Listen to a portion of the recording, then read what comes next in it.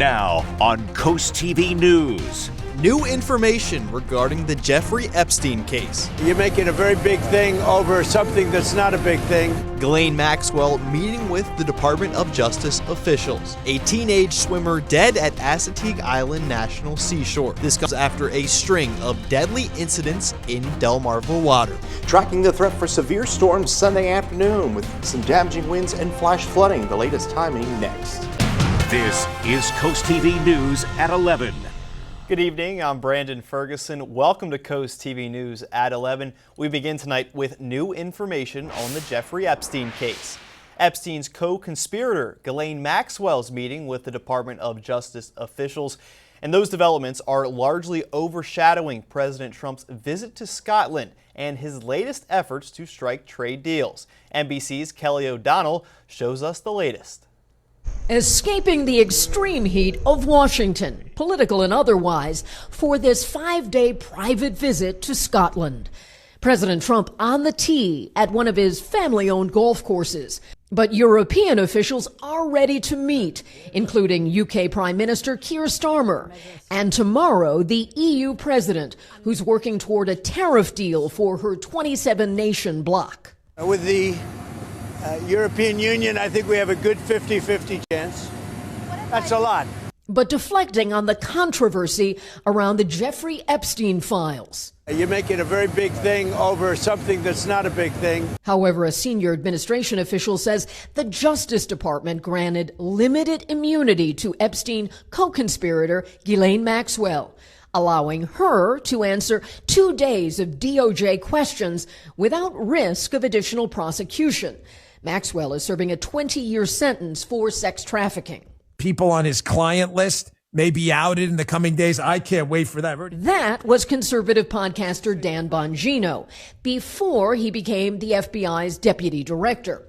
And before he threatened to quit that job when the administration said there was no client list and no Epstein files would be released. Today, a cryptic new post from Bongino, writing that he is shocked down to my core. Bongino refers to public corruption and political weaponization, but without explanation, yet declares we are going to get the answers we all deserve. After hours of interview with Ghislaine Maxwell, a top DOJ official says they will provide more about what they learned at an appropriate time.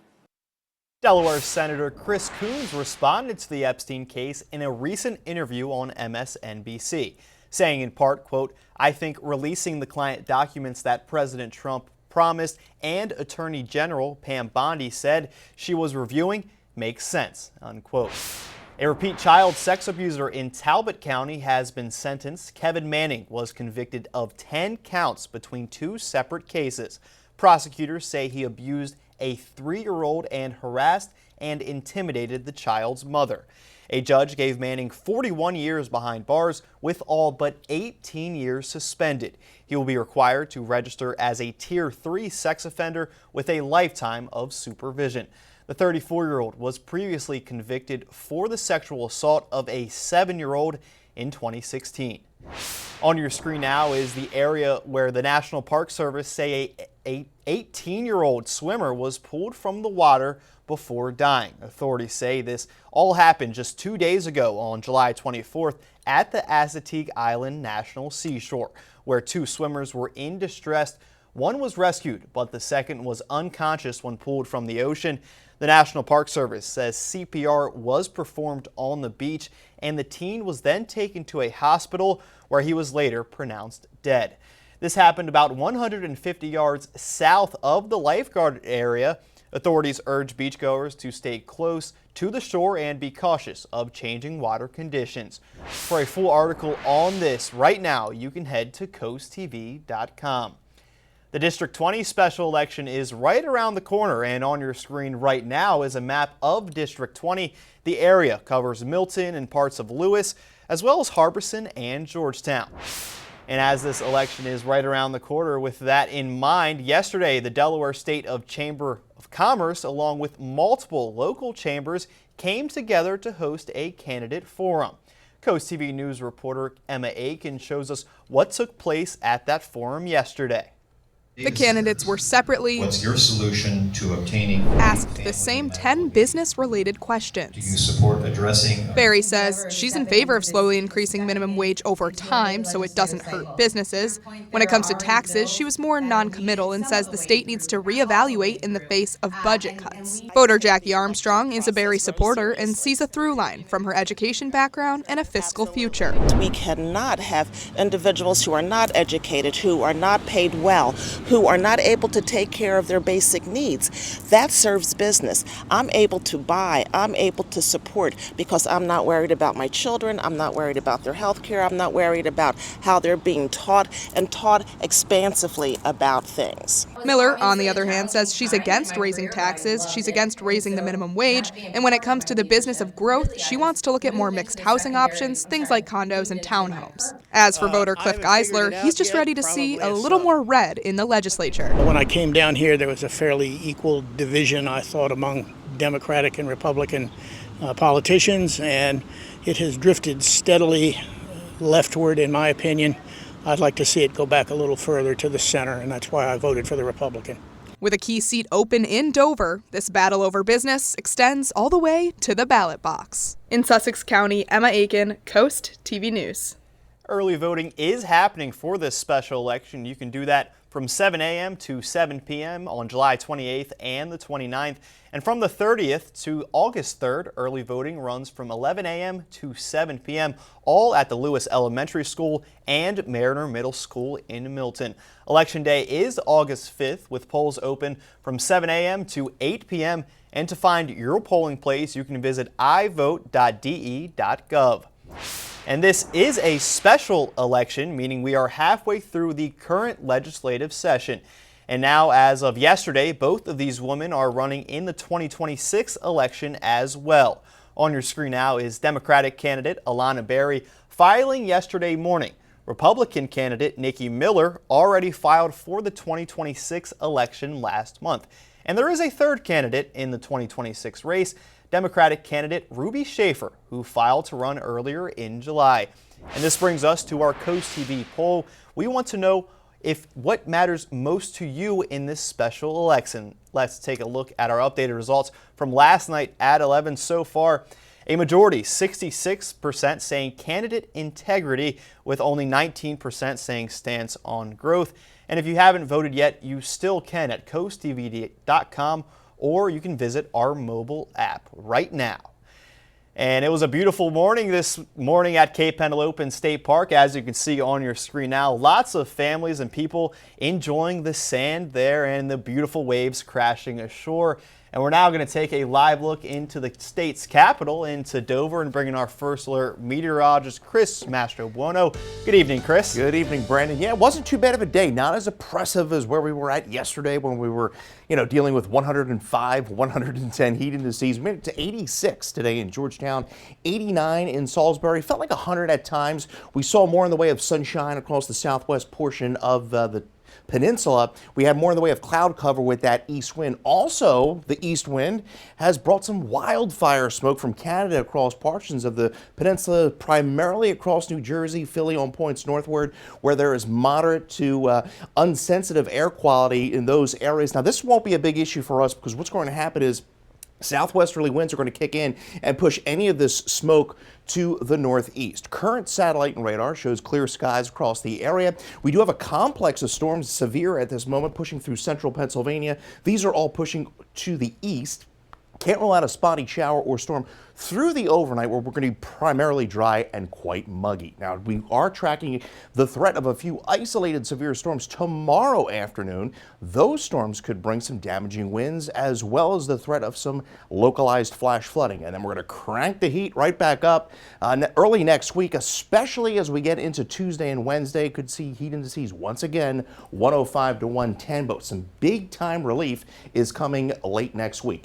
Tomorrow we wake up to partly sunny skies, and those showers and storms roll in after about 3-4 o'clock through tomorrow evening. We'll track the storms and talk more about that big cool down in that 7-day forecast. Brandon. Thank you, Chris. The 100th Chincoteague Pony Swim Week kicked off today. Bright and early this morning, the Southern Herd Roundup took place, where the saltwater cowboys rode out to the southern end of Assateague Island and herded up more than 50 adult ponies. They began near the lighthouse and led the ponies through the woods into the marsh into the southern coral. Every year it takes about an hour and a half to complete. Tomorrow, the saltwater cowboys will round up in the northern herd in Chincoteague. And you can get ready for one of the most iconic traditions here on Delmarva, the Chincoteague Pony Swim. You can watch that live as the saltwater cowboys guide the wild ponies across the Assateague Channel to Chincoteague Island. Coverage begins this Wednesday at 7 a.m. on DSN and anywhere on DSN+. Don't miss this tradition, the excitement and the magic of the pony swim, only on DSN. And DSN's busy this week. The Little League Softball Mid-Atlantic Regional Tournament is happening, and the Delmarva Sports Network is there in Bristol covering all of the action. They have live updates on the Delmarva Sports Network app, website, and social media. Now to national politics. Thousands gathered across the country today in a coordinated protest against President Donald Trump, uniting families, caregivers, immigrants, and workers in a show of solidarity. Brittany Miller shows us the latest. Rally cries resounded through the streets of Columbus Circle Saturday, with protesters drumming to the beat of their demands. We have to make sure that Washington hears us. Hundreds of nurses, security guards, and other essential workers showed up as part of a nationwide rally. They're pushing back against the widespread cuts and policy changes included in the One Big Beautiful Bill Act, dubbed the Big Beautiful Bill. What is happening now with the Medicaid cuts, that's basically killing our people, our seniors, our children, everybody who really needs the Medicaid. The legislation, which President Trump signed into law July 4th, cuts federal health spending by about $1 trillion over 10 years. According to the nonpartisan Congressional Budget Office, about 10 million more Americans will become uninsured by 2034. There are communities that are going to be hit hard, and there are hospitals that probably have to shutter their doors, and those are the ones that deal with the most vulnerable. The bill is just taking away everything that we need for the sake of billionaires. The president says this bill will save Americans money, extending his 2017 tax cuts. But it also sets aside about $170 billion for immigration enforcement and border security plans, along with adding new work requirements for SNAP or food stamps. And having grown up in the 50s and 60s and watching everything we marched for then and everything we fought for then go down the drain, it's just about unbearable. But workers say they won't let up. There's plenty of reason to keep protesting because we need to let the government know how we feel. And leaders from both unions tell me this is the first demonstration of many as they look forward to the midterm elections and, of course, when those key provisions in the Big Beautiful Bill go into effect. Keeping a close eye to the skies tomorrow afternoon through the evening, tracking the threat of some isolated severe storms across the peninsula, and then we're cranking up the heat through early next week. We'll talk more about the storms next. Coming up, we have all of the top stories from Delmarva this week. Don't go anywhere. We'll be back in just 60 seconds. Millsboro road improvements to bacteria here on the coast. There was a lot going on this week here on Delmarva. Charlie Sakaitis has a look at our week in review. Monday, Millsboro leaders said they're working with DelDOT to get multiple Route 24 projects up to speed. Those projects include lowering the speed limit along a portion of the road and setting up 2 more intersections, a 4-way stop at Delaware Avenue, and a light at the entrance to the Plantation Lakes community.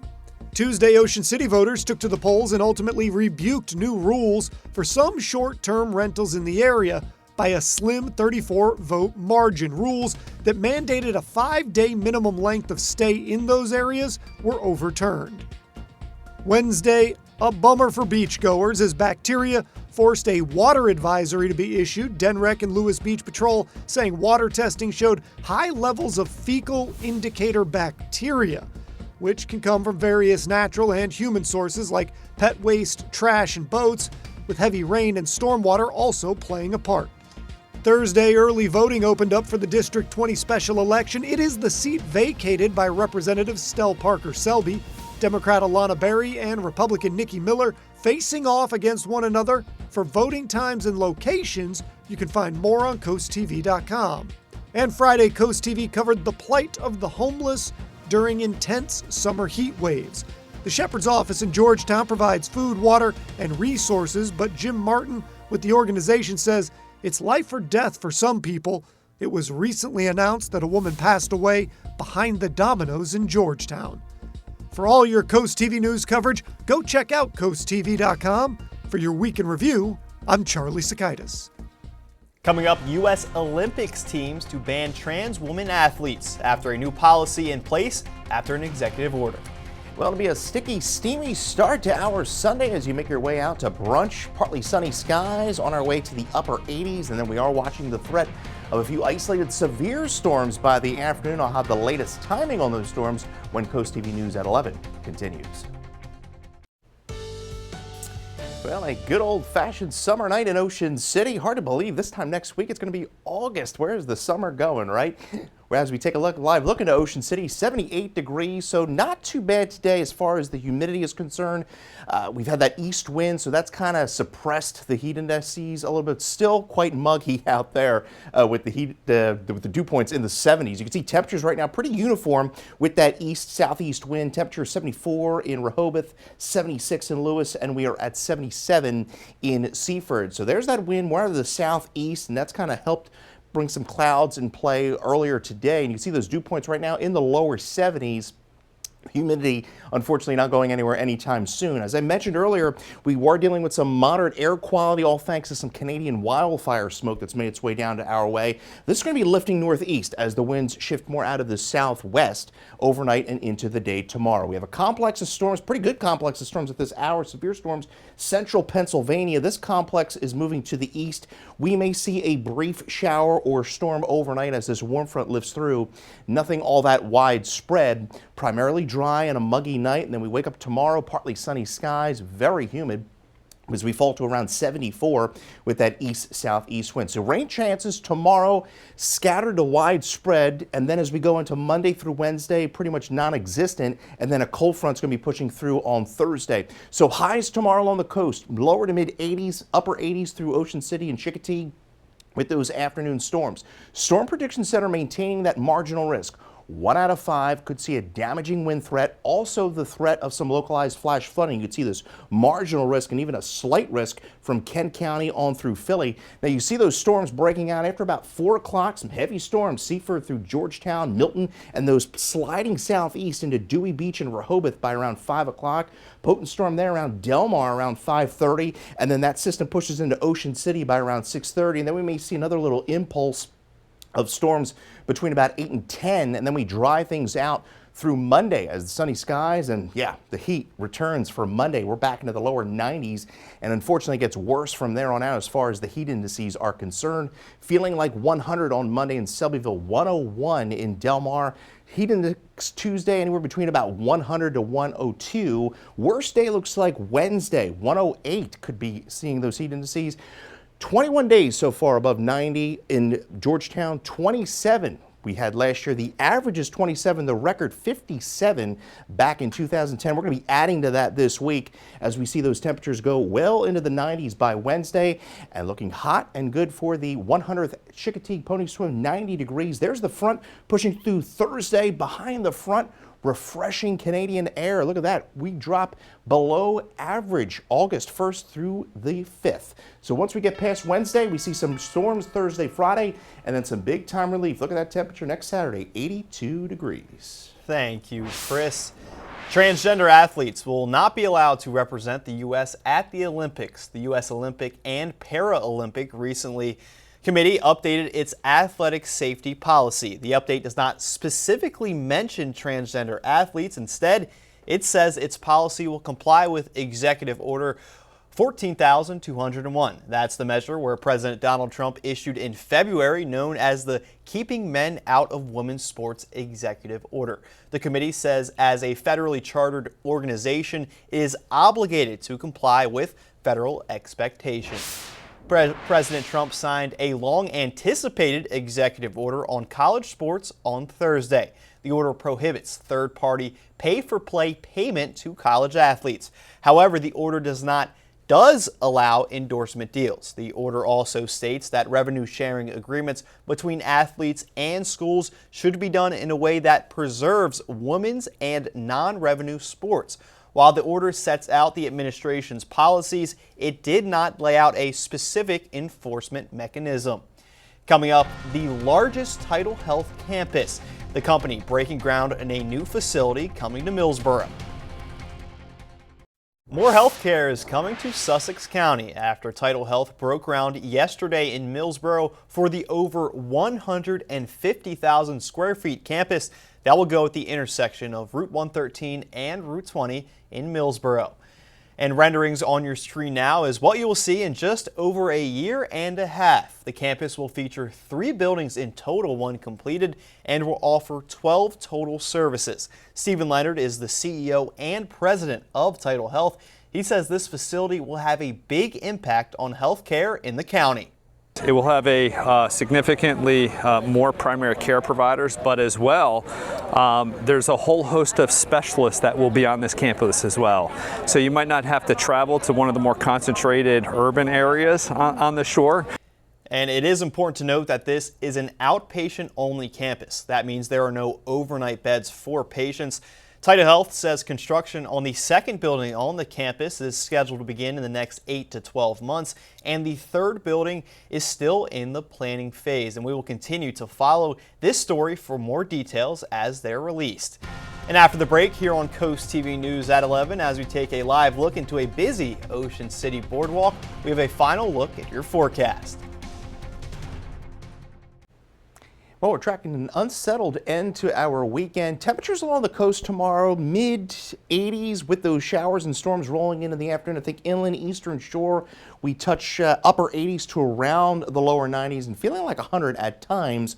You get your forecast anytime by dialing the First Alert weather phone. So stay weather aware. Make sure you download the First Alert weather app. Could be dealing with some localized flash flooding with some of these storms tomorrow afternoon. Hot and humid Monday through Wednesday. Wednesday, the core of the heat, feeling like 105 to 110. Now a cold front Thursday into Friday brings another round of storms, and then behind that front we are looking very nice. Look at those temperatures next weekend, lower 80s and lower humidity. Thank you, Chris. I like what we're seeing on the back half end of that 10-day there. Thanks for joining us here for Coast TV News at 11. For more news and local weather, you can download our Coast TV News app. Saturday Night Live starts right now. Have a great night.